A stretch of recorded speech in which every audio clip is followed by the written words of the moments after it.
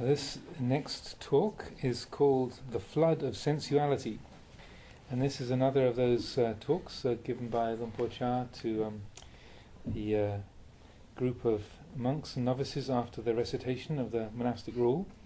And this was also given during the Rains Retreat of 1978. They had the tape recorder going quite regularly that Vasa. So once again, this was from the collection called Food for the Heart, the original one. And so that this is all the talks in Food for the Heart, the original one, are directed to the monastic community, and then the other partner book was the called Living Dhamma, that was all talks to the lay community. So this is another one that gets fairly close to the knuckle, as you're talking in a very direct way to young monks, particularly because of, as I've mentioned before, you have a lot of people taking temporary ordination at the beginning of the Rains Retreat, and he's trying to encourage and inspire people to use the opportunity of being in the monastery, and also helping them to deal with the challenges of celibacy. So this is the 48th talk in the collection, The Flood of Sensuality. Also, before I begin, maybe the word ogre is not like a big monster. It's not, ogre is not O-G-R-E. Ogha, O-G-H-A, is the Pali word for a flood. And so you have you're familiar with the word asava, the outflow. So the ogre is like a sort of asava squared. It's like asava to the power of 10. So the asava means an outflow. Ogre is a flood. So once an outflow is like there's a little sort of a trickle, or a sort of a leak in the bucket. The ogre is when the bucket of the bottom of the bucket drops out. Then you have a flood. So so just as you have the four asavas, kamasava, bhavasava, ditthasava, avijjasava. So the outflow of sense desire, the outflow of becoming, the outflow of ignorance, the outflow of views and opinions, you have corresponding ogres. Oghas. So there's so for each of those outflows you have a sort of matching flood. So it's when the asavas get really intense and they turn into ogres. So, chapter 48, The Flood of Sensuality.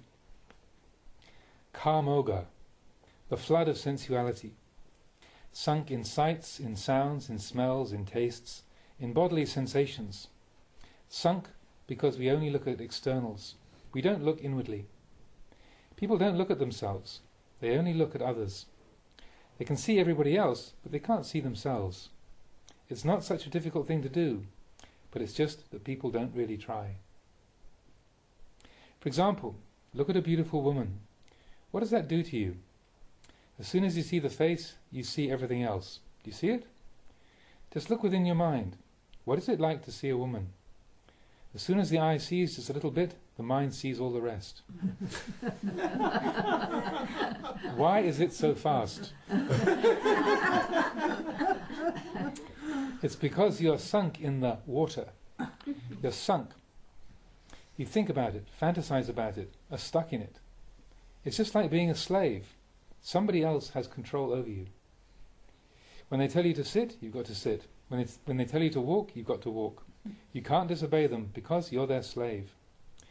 Being enslaved by the senses is the same.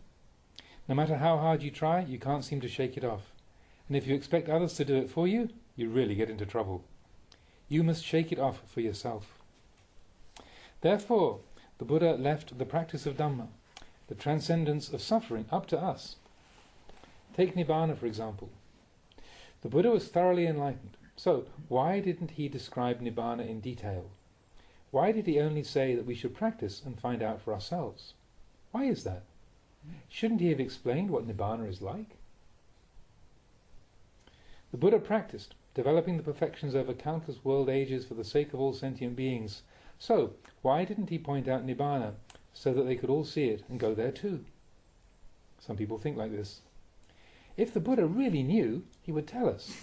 Why should he keep anything hidden? Actually, this sort of thinking is wrong. We can't see the truth in that way. We must practice, we must cultivate in order to see.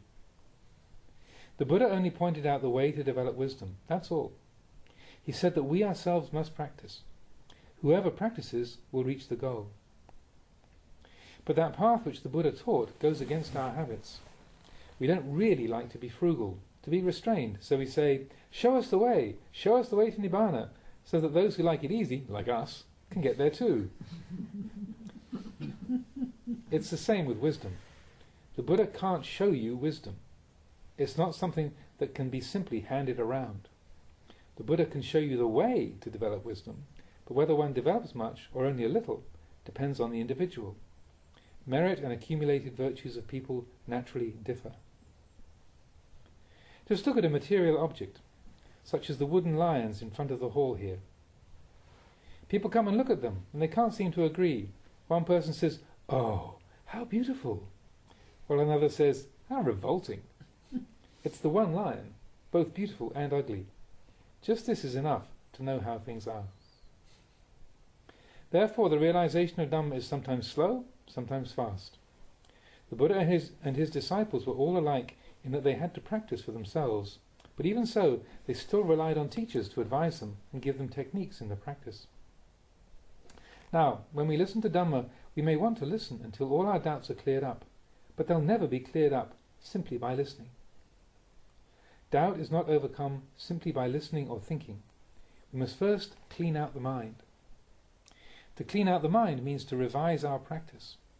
No matter how long we were to listen to the teacher talk about the truth, we couldn't know or see that truth just from listening. If we did, it would be only through guesswork or conjecture. However, even though simply listening to the Dhamma may not lead to realization, it is beneficial.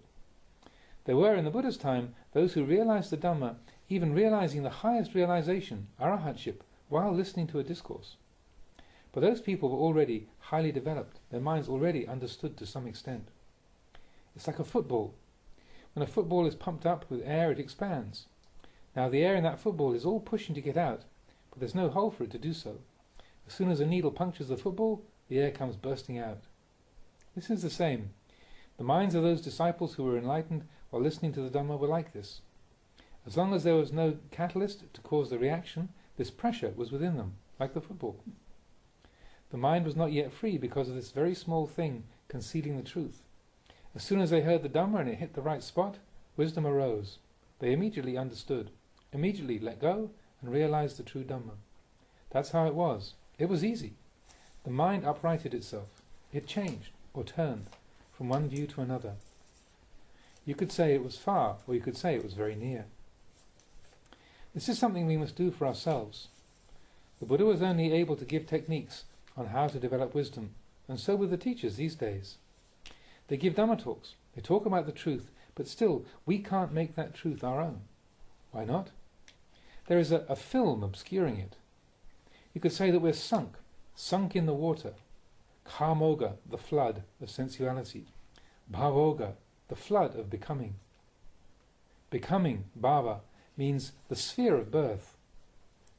Sensual desire is born at the sights, sounds, tastes, smells, feelings and thoughts with which we identify.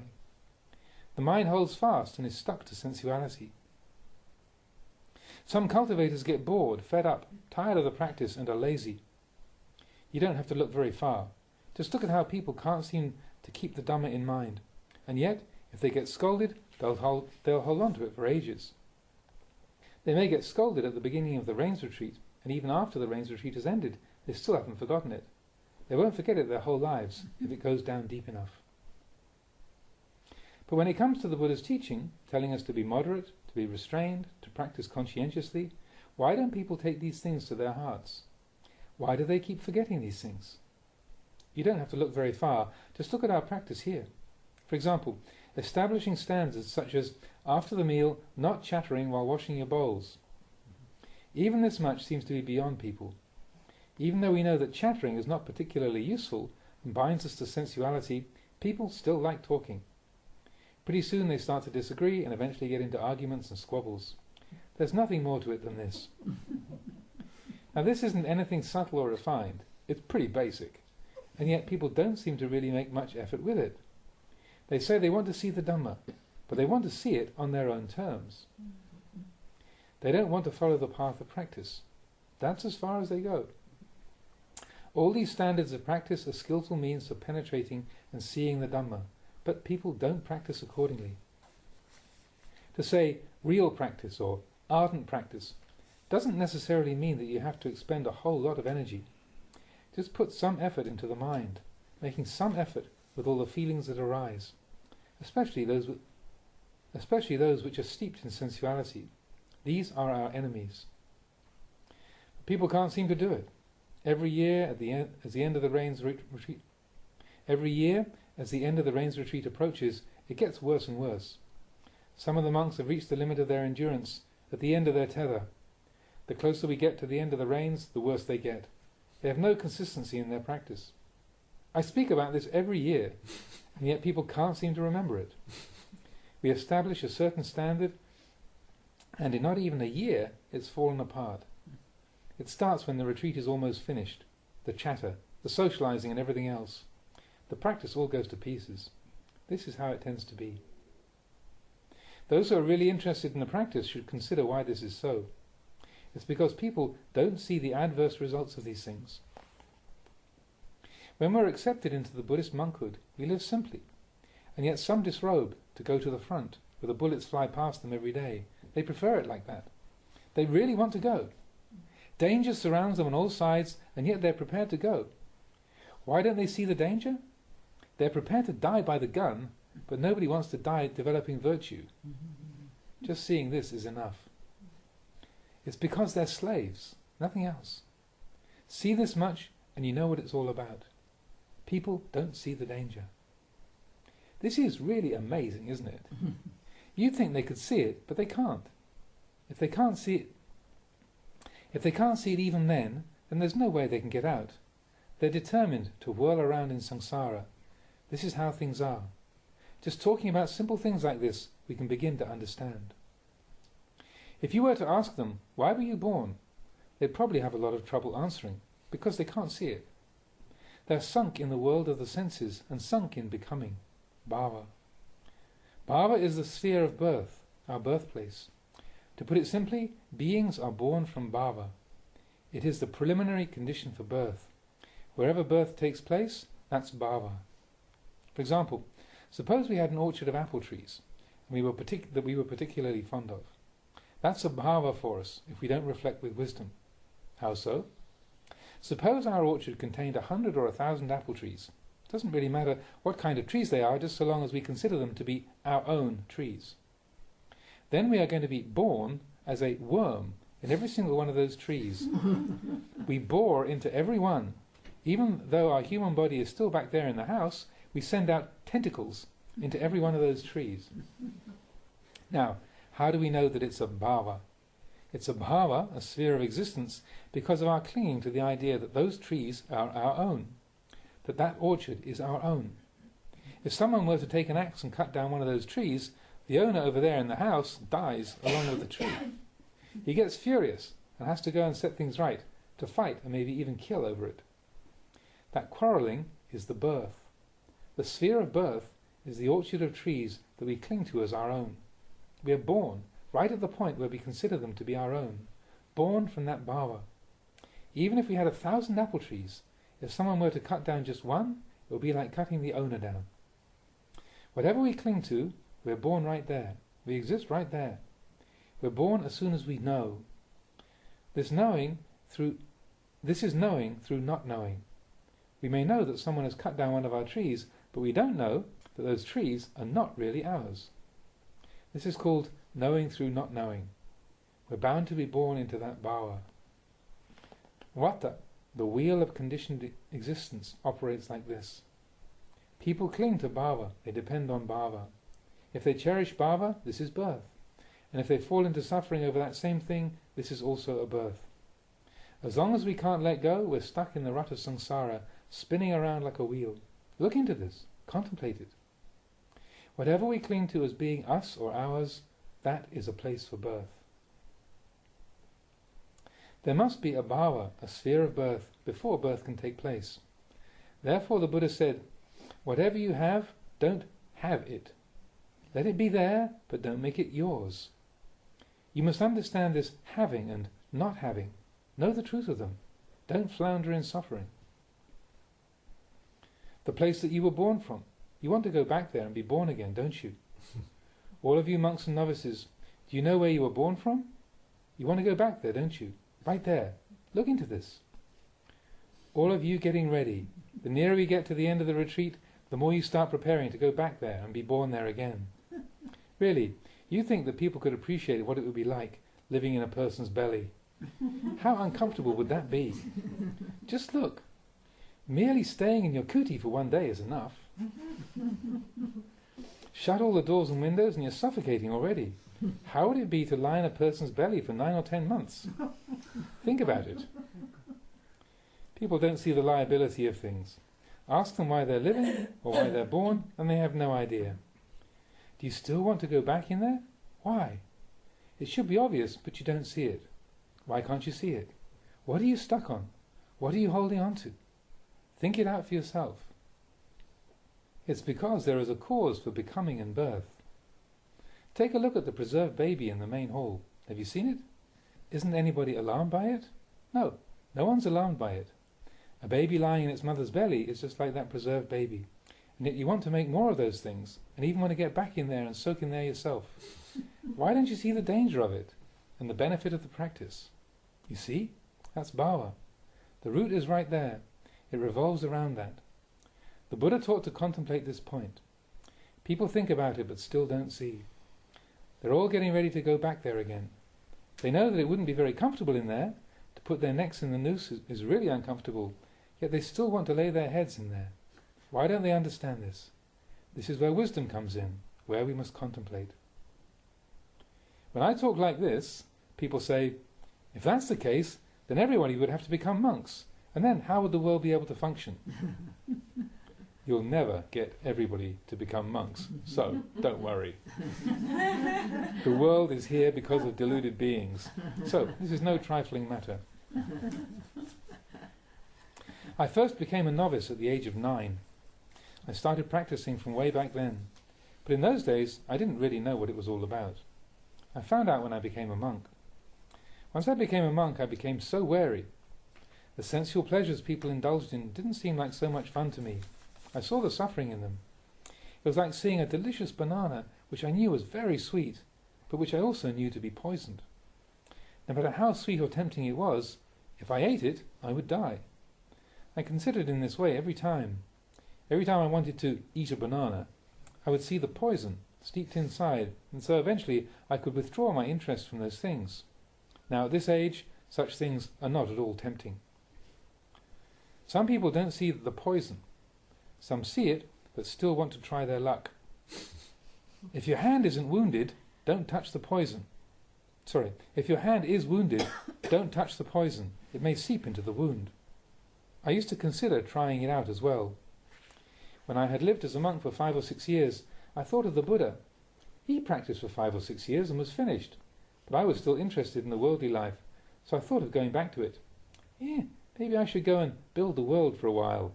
I would gain some experience and learning. Even the Buddha had his son, Rahula. Maybe I'm being too strict.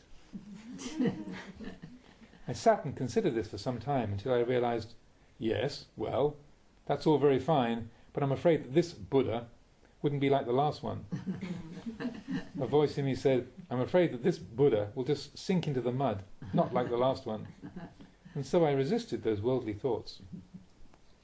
From my 6th or 7th rains retreat up until the 20th, I really had to put up a fight. These days, I seem to have run out of bullets, because I've been shooting for a long time. I'm just afraid that you younger monks and novices have still got so much ammunition, you may still want to go and try out your guns. But before you do, consider carefully first. It's hard to give up sensual desire. It's really difficult to see it as it is. We must use skillful means.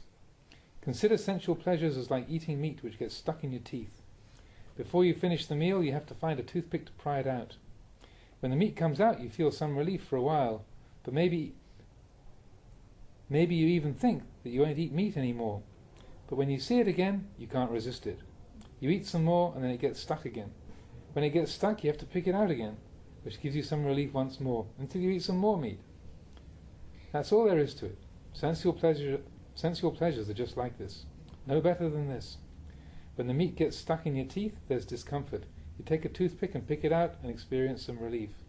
There's nothing more to it than this. This is sensual desire. The pressure builds up, and until you let a little bit out, oh, that's all there is to it. I don't know what all the fuss is about. I didn't learn these things from anybody else. They occurred to me in the course of my practice. I would sit in meditation and reflect on sensual pleasure as being like a red ant's nest. Also, red ants and their eggs are used for food in northeast Thailand, so such raids on their nests are not unusual.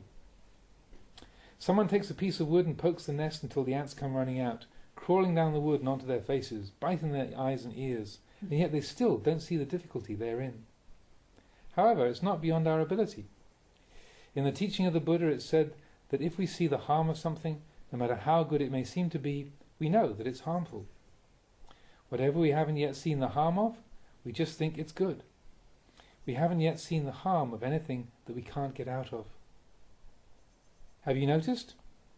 No matter how dirty it may be, people like it. This kind of work isn't clean, but you don't even have to pay people to do it. They'll gladly volunteer. With other kinds of dirty work, even if you pay a good wage, people won't do it. But this kind of work people submit themselves to gladly. You don't even have to pay them. It's not that it's even clean work either, it's dirty work. Yet why do people do it? How can you say that people are intelligent when they behave like this? Think about it. Have you ever noticed the dogs in the monastery grounds here? There are packs of them. They run around biting each other, some of them even getting maimed. In another month or so they'll be at it. As soon as one of the smaller ones gets into the pack, the bigger ones are at him. Out he comes yelping, dragging his leg behind him, but when the pack runs on, he hobbles on after it. He's only a little one, but he thinks he'll get his chance one day. They bite his leg for him, and that's all he gets for his trouble. For the whole of the mating season he may not even get one chance. You can see this for yourself in the monastery here. When these dogs run around howling in packs, I figure if they were humans they'd be singing songs. They think it's such great fun. They're singing songs, but they don't have a clue what it is that makes them do it. They just blindly follow their instincts. Think about this carefully. If you really want to practice, you should understand your feelings. For example, among the monks, novices or lay people, who should you socialize with? If you associate with people who talk a lot, they induce you to talk a lot also. Your own share is already enough, theirs is even more. Put them together and they explode. People like to socialize with those who chatter a lot and talk of frivolous things. They can sit and listen to that for hours. When it comes to listening to Dhamma, talking about the practice, there isn't much of it to be heard. Like when giving a Dhamma talk, as soon as I start off, Namo Tassa Bhagavato, they're all sleepy already. They don't take in the talk at all. When I reach the Ewang, they all open their eyes and wake up. Every time there's a Dhamma talk, people fall asleep. How are they going to get any benefit from it? Real Dhamma cultivators will come away from a talk feeling inspired and uplifted. They learn something. Every 6 or 7 days the teacher gives another talk, constantly boosting the practice. This is your chance, now that you're ordained. There's only this one chance, so take a close look. Look at things and consider which path you'll choose. You're independent now. Where are you going to go from here? You're standing at the crossroads between the worldly way and the Dhamma way. Which way will you choose? You can take either way. This is the time to decide. The choice is yours to make. If you are to be liberated, it is at this point. Ewan.